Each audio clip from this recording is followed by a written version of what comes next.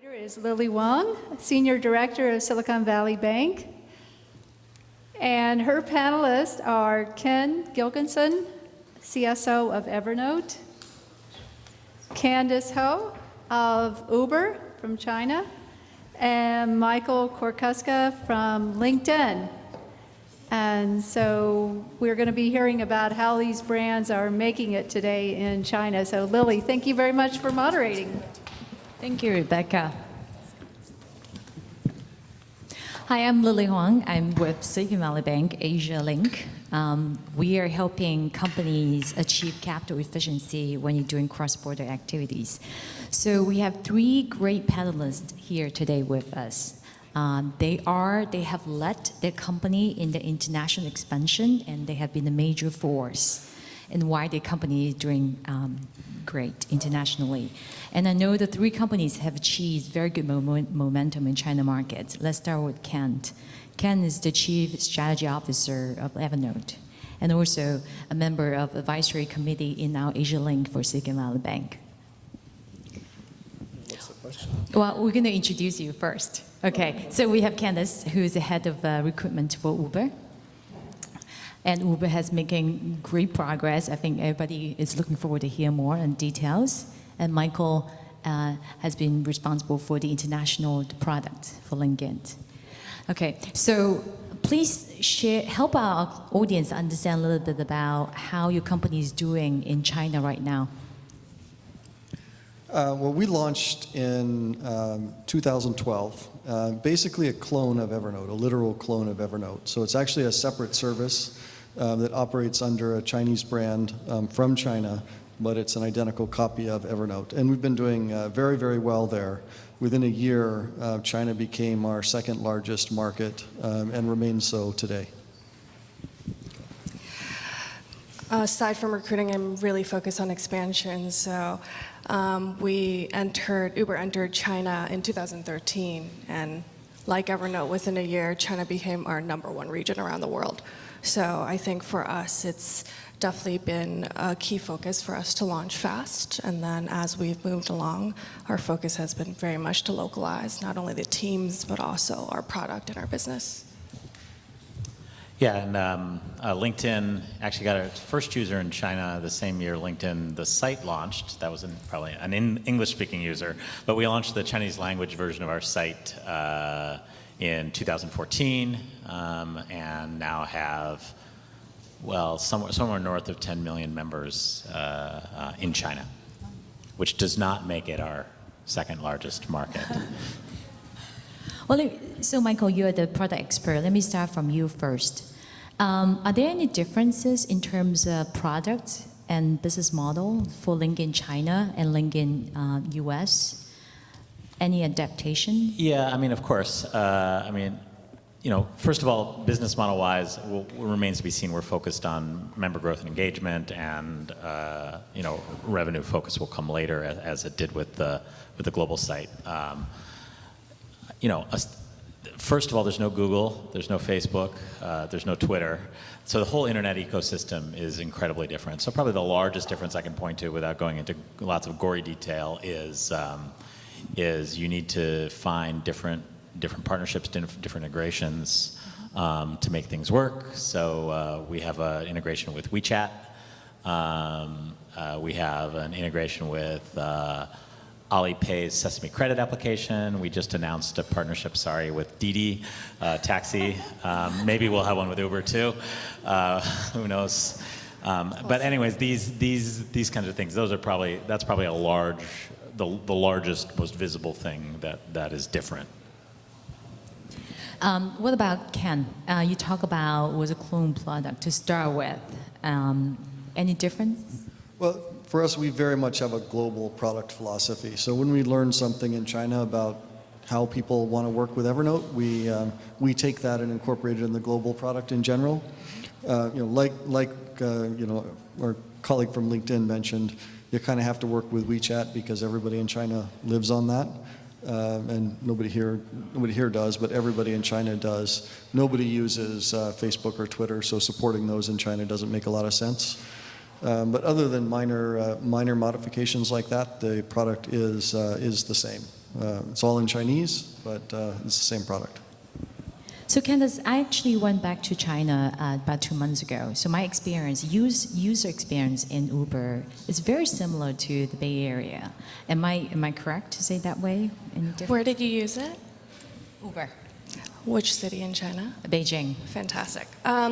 So we've actually rolled out and localized our products in China. One being Uber Pool, which we call PU Plus, People's Uber Plus, and then we've also just recently rolled out Uber Commute.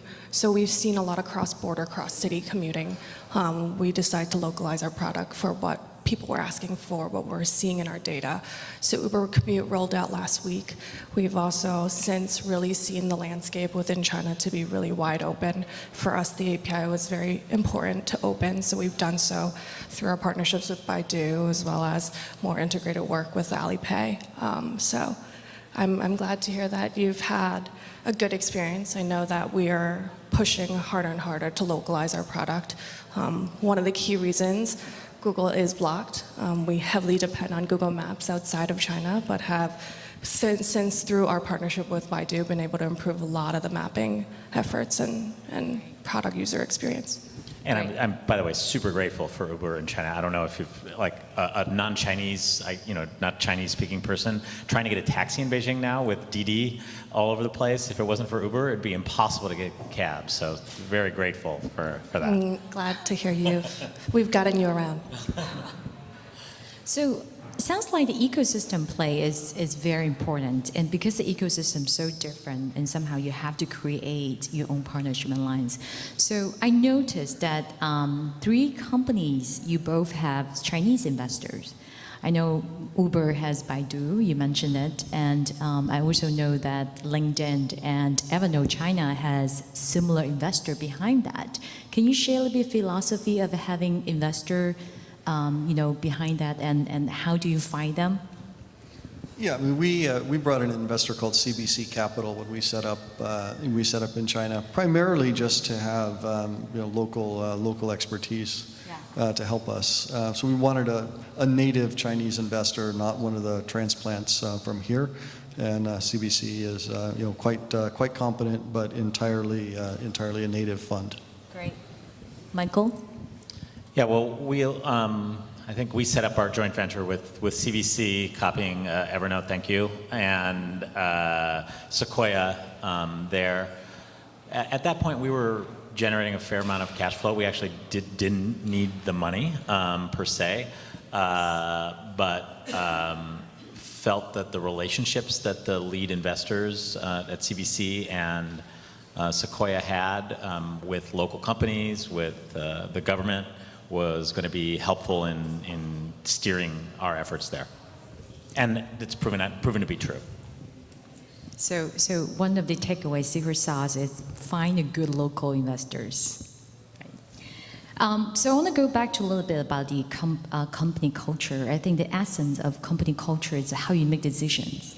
And we have seen a lot of companies that when they go grow global, when they make decisions, they tend to have that delayed and slowness. So what is the dynamic between your China WOFE or subsidiary and your HQ, your headquarters here? What decision can be made locally, and what decision may have to make in the headquarters level? We take a pretty strong view on that. We have offices all over the world, so large office in China, but also several others in various other places in the world. And there are no expats from the U.S. in any of those offices ever. So it's all native hires.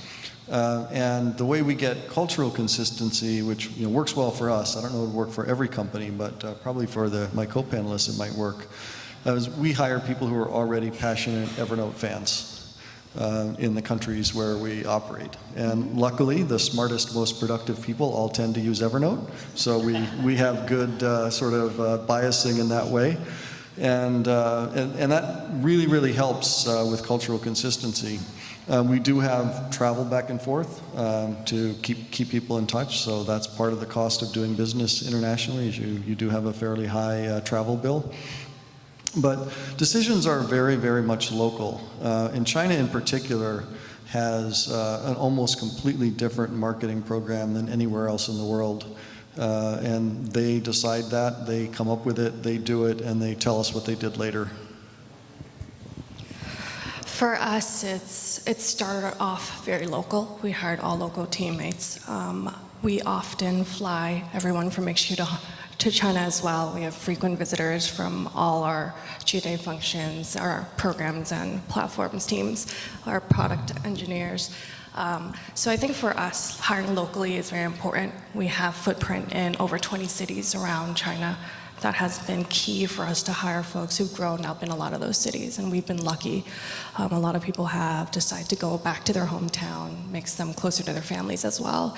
They've relocated from the major hubs like Beijing, Shanghai, Hangzhou, to really build something from the ground up. We have really lean teams on the ground. I know we're big now, but on the ground, there's still teams that are 3 to 10 people and growing.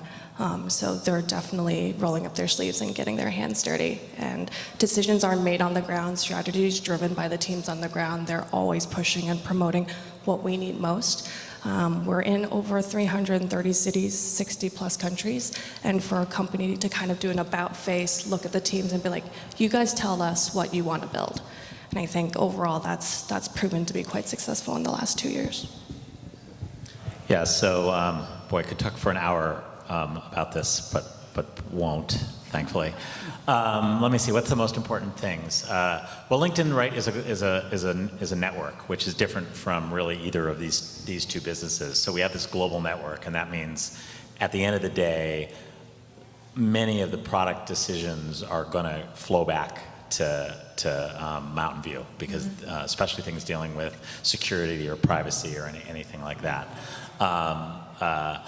But that slows things down.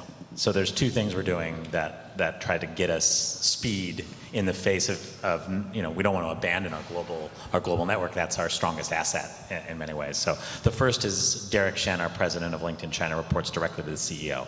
He doesn't report up through anybody. So any issues are one phone call and 5 minutes away. Well, maybe more than 5 minutes, but a quick decision happens there.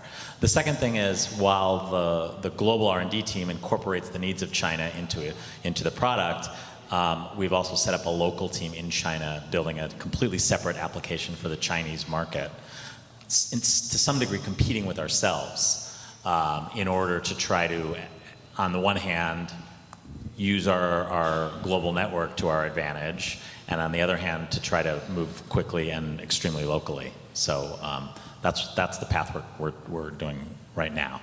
And on that, they have almost complete independence on what they want to do.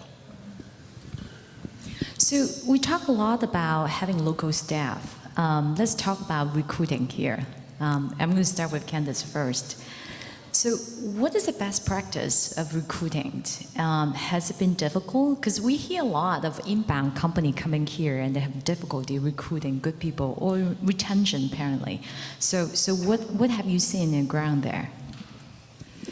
Challenges for recruiting in China is real. I think a lot of international global companies go in and want bilingual talent, which then shrinks the talent pool by a lot. On top of that, they want international experience, and that shrinks the pool even further down. I think that one of the key things I've noticed is English education is definitely improving a lot in China. We've been fortunate. I think we've been able to hire pretty bilingual talent to lead the charge.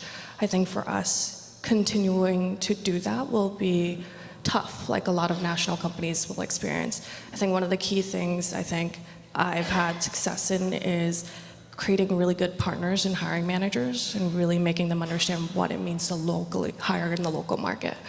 On top of that, it's training and knowledge sharing. I think that piece of our culture has never gone away globally. I can talk to 5 different time zones in one day with 6 different countries. And a lot of that has driven our growth and our internal learning and support system to make sure we can prop everyone up. I think it's going to be challenging. I think planning is going to be very, very key as you're thinking about growing. There's nothing easy about doing business in China. It is hard work. But if you're able to think strategically plan for it and build capacity for it. I think that's going to be what's really helpful in focusing. As for retention, no place like China. I think it's a competitive market out there. Everyone's fighting for similar talent. The other key thing is development. I get asked during the interview stage, so I haven't gotten this job yet, but I'd really like to talk to you about my career path at Uber. And it's consistent. Probably 8 out of 10 candidates ask me that question. And frankly speaking, I get it, right? It's extremely competitive out there. There's a ton of opportunity. Everyone's used China as a new frontier for the last 2 decades and continues to see it so.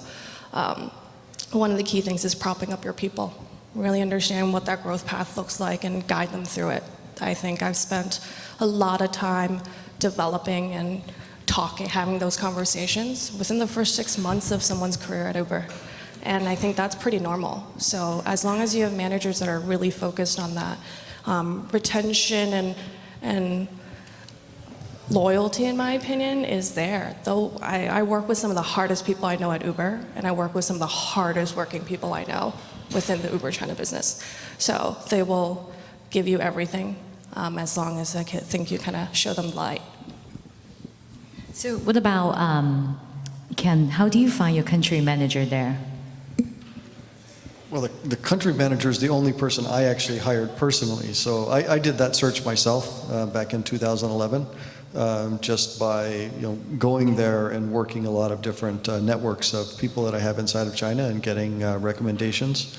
So I think when you're initially trying to figure someplace out and figure out your strategy, you kind of have to do things in a fairly hands-on way like that. But after that, she actually hired the entire team herself, with some interviewing for the functional managers in the U.S. to get some help on picking the right people. But I just had to hire one, and she hired the rest. Really simple. Michael? Yeah, I would say, we have, almost everybody in China straight lines into Derek, our president there, and dotted lines to the global lead of that function, because there is a lot of knowledge sharing and policy and things like that goes across that. That person who's at the head of each function probably needs to speak English pretty well. After that, all bets are off. So there's no English language requirement, which has really expanded the talent pool. I'd say one of the big differences for us in China is that we have to go off LinkedIn for our recruiting at this point in time. We estimate there's about 150 million professionals in China, and again, north of 10 million of them on the platform, but that's still not quite 10% yet. So if we stayed on LinkedIn for recruiting, we might be missing a few things. We did get 2 or 3 hires in China off of LinkedIn. So yeah, it's getting better every day. Yeah, it's getting there. We also seen some of the, because 3 of you are really has very good brand in headquarter in Silicon Valley and San Francisco. In China, and both of you have talked about some of the early adapters of your companies are cross-border expat, right? Would you define the China market to go after early adapters of those international cross-border market, and then I wouldn't say invade, but develop on the local market? Well, you'll get some of those almost automatically. There are early adopters everywhere in the world, including in China. So we had, in 2008, when we first launched, 50% of our user base was outside the US, right from the get-go. And that's because the early adopter population these days is very much global. Yeah. So what we found is in order to scale that, to get beyond the early adopter population in China or anywhere else, then you have to start to pay a little bit more attention. Localization obviously being the first thing. Just English language is fine for small early adopter populations. It doesn't get you very far. And then in China, you kind of have to go all the way in or not at all. You have to be really fully localized as a company to succeed, there. Well, I'd say, again, LinkedIn case is quite different. When we launched in Chinese in February of 2014, we had 4 million members already. using the site in English. And LinkedIn grows virally, right? People invite other people to join. I'm sure some of you have gotten those messages. And so even if we didn't want the population of people who work with multinationals, they would, I mean, there was no way to avoid it for us with a viral platform, a platform that grows virally. And I think it's a good strategy for us as well. But we're also launched a separate app that's really targeted at Chinese professionals who don't necessarily have an interest in the West, of which there are many, many these days.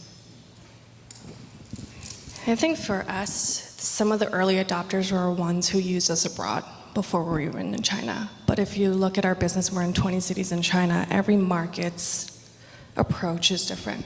We have a team on the ground that's really focused on grassroots efforts. Virality, word of mouth has been huge for us. And the press has definitely shone a limelight on us even before we launched in China. So I think for us, it's been a combination. How we market in Shanghai and Beijing is very different than how we think about marketing in Wuhan, right? The user experience, how you use it, the product, how it's part of their everyday life is very different.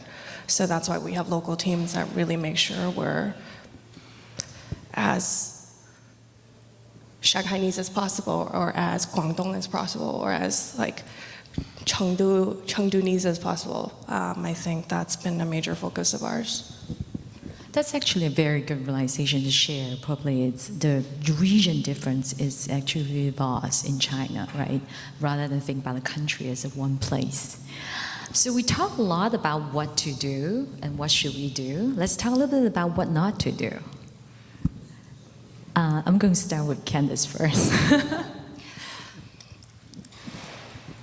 I think what not to do is to ever think it will ever not be hard work. I think as you grow in China, it's just a different scale, different level. You get to one step, there's 10 more steps to go next. And I think if your team is invigorated by the direction you're heading in and know exactly what the mission is and setting crazier and crazier goals, that team will, the team will surprise you time and time again, and so will the business, so will the consumer, so will the marketplace. I think in general, every milestone we've hit, we've blown it out of the water and completely blown my expectations, but it only gets crazier from there. So I think expecting China to grow fast is great. Just be prepared for it. And at every stage, every success you have, we're just gonna have to keep working harder and harder. I think hiring great people is a key part, but all of that combined and making sure you're on the same page and fighting for the same things are crucial. But what not to do, never forget that. What to do, be humble, I think is very much what China's all about. Yeah, and I would say also just never slow down. The intensity in China is just crazy. Everything is like the competitive intensity, the speed with which people move. I've had people in China tell me they don't even want to take a day off because they feel like they're out of date if they're not like constantly working all the time. It's competitive around here too, but it's on a different scale. It's a different scale in China. Yeah, I'd echo that as well. I guess I would say,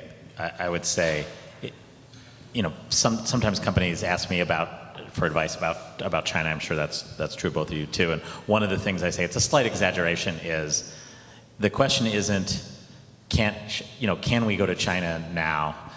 I almost say you got to frame it differently, which is like, do we have any choice but to go to China? Because it's going to be such hard work to succeed there that it has to feel like an imperative for the company to go there, not just a next opportunity.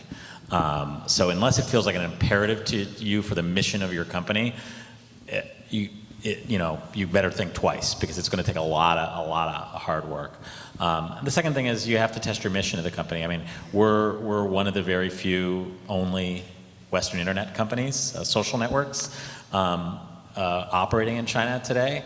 I think if you look at Google's mission and you look at the conditions in China, it's very tough to square those things. No criticism of Google, it's just tough to square that mission with the environment there.